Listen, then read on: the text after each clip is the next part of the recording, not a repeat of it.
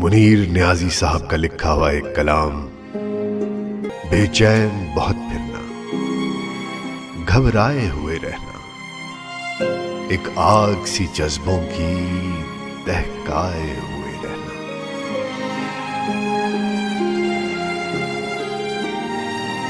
छलकाए हुए चलना, खुशबू लबे लाले की, एक बाग सा साथ अपने महकाए हुए रहना।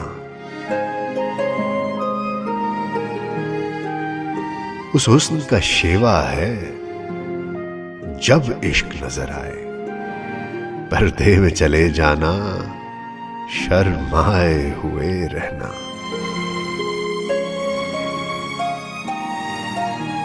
एक शाम सी कर रखना काजल के करिश्मे से, एक चांद सा आंखों में चमकाए हुए रहना।